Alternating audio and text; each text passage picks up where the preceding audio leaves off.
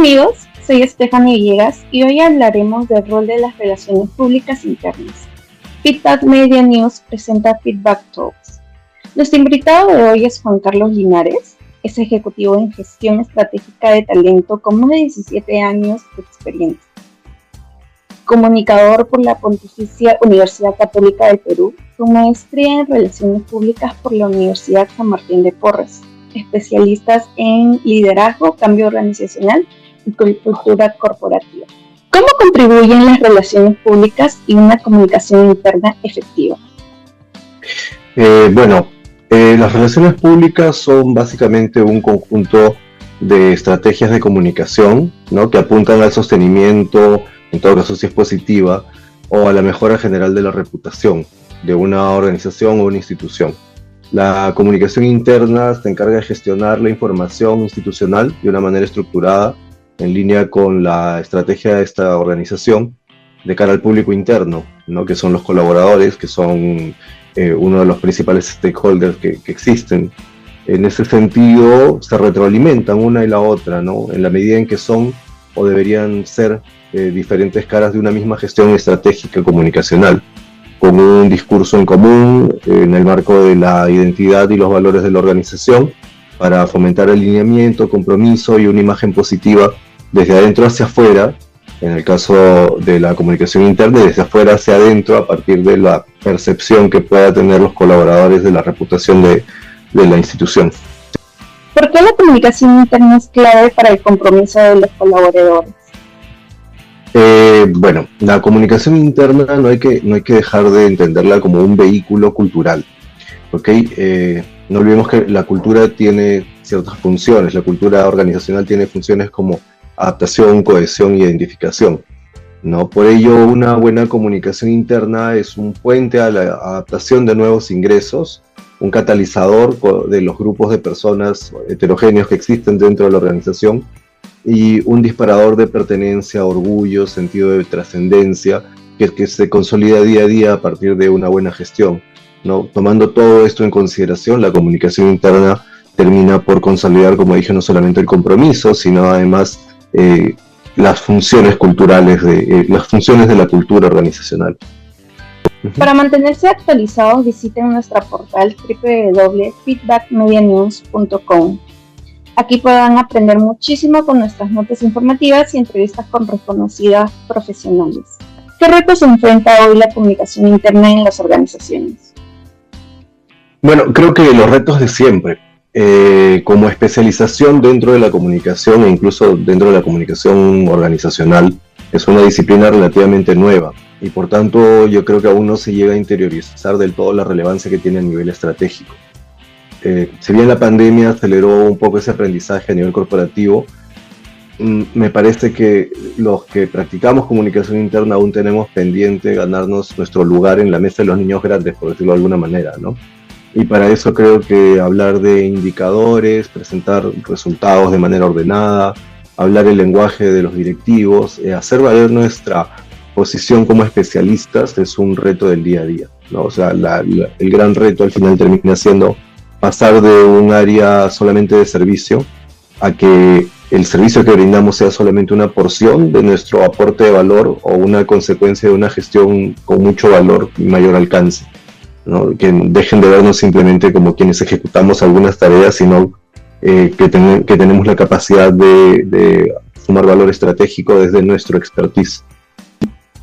¿Cómo impacta la comunicación interna en la coordinación entre áreas?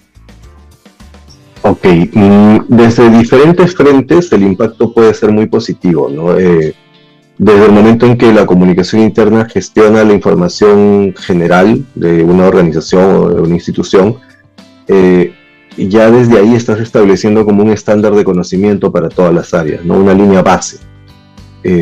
Una necesidad común o muy frecuente es hacer entender qué función cumplen las diferentes áreas de una organización.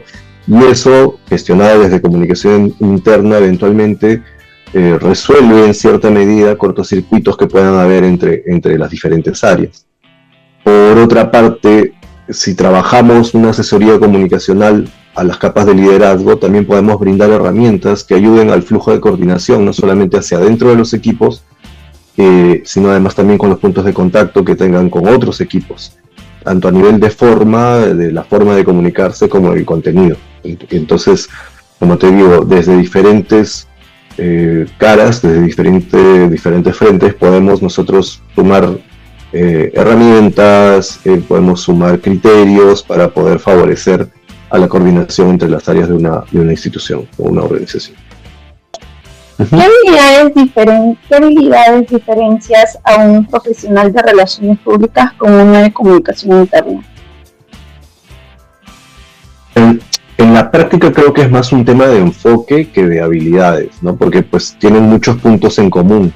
Ambos profesionales tienen que saber transmitir, adaptarse a públicos diferentes, a formatos diferentes. Los dos tienen que tener la capacidad de gestionar crisis, en cierta medida manejar eventos, ¿no? Creo que si marcamos diferencias puntuales, el relacionista público tiene un mucho mayor manejo de medios, que es un mundo aparte en sí mismo, ¿no? Y de la asesoría para voceros, el media training, ¿no? Por la naturaleza de su trabajo. Y el comunicador interno puede ser mucho más empático por el feedback que recibe de la audiencia interna, ¿no? Mientras que el relacionista público es mucho más como transaccional. Pero esto es porque, pues como dice el dicho, cada uno se debe a su público, ¿no? Cada uno se mueve en un ambiente, digamos, paralelo, pero con un público que tiene diferentes intereses, diferentes maneras de consumir y con un fin también diferente en sí mismo. O sea, son como caras diferentes de un mismo prisma, que es la comunicación organizacional, y tienen habilidades e intereses complementarios, ¿no? En conclusión, solamente son algunos puntos que los diferencian en diferentes habilidades.